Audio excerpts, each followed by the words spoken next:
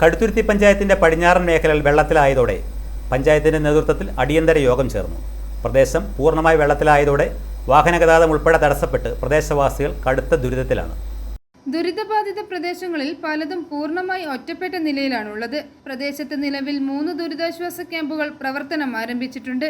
ദുരിതാശ്വാസ ക്യാമ്പുകളുടെ പൂർണ്ണമായ ചുമതല തദ്ദേശ സ്ഥാപനങ്ങൾക്കാണെന്നും ഉദ്യോഗസ്ഥരുടെ അനാവശ്യ ഇടപെടലോ നിയന്ത്രണങ്ങളോ പരിഗണിക്കേണ്ടതില്ലെന്നും യോഗം തീരുമാനിച്ചു.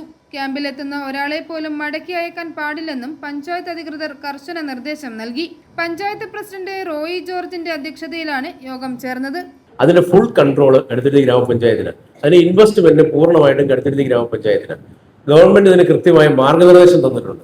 ആ മാർഗനിർദ്ദേശങ്ങളിൽ ഏതെങ്കിലും കാര്യത്തിൽ നമ്മൾ വീഴ്ച വരുത്തിയാൽ ഈ പറയുന്ന തഹസീൽദാർക്കും അതല്ലെങ്കിൽ പോലീസിനോ അല്ലെങ്കിൽ വില്ലേജ് ഓഫീസർക്കോ എന്തെങ്കിലും നിർദ്ദേശങ്ങൾ തരാം, അല്ലെങ്കിൽ നമുക്ക് അത് പരിഹരിക്കാൻ ശ്രമിക്കാം എന്നുള്ളതല്ലാതെ അവിടെ നടക്കുന്ന പരിപാടികളിൽ എത്ര പേര് പങ്കെടുക്കണം, ഇന്ന ആളുകളെ പങ്കെടുപ്പിക്കാൻ പാടില്ലെന്നുള്ള ഒരു നിബന്ധനയും ഒരു കാരണവശാലും നമ്മൾ അംഗീകരിക്കേണ്ട കാര്യമില്ല.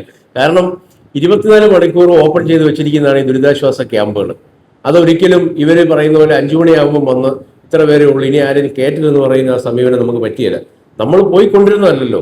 ഒരാൾ ആവശ്യപ്പെട്ട അഭയം തേടി നമ്മുടെ അടുത്ത് വരുമ്പോൾ ഒരു കാരണവശാലും അവരെ നമ്മൾ മാറ്റി നിർത്തുകയോ ഉപേക്ഷിക്കുകയോ ചെയ്യരുത്.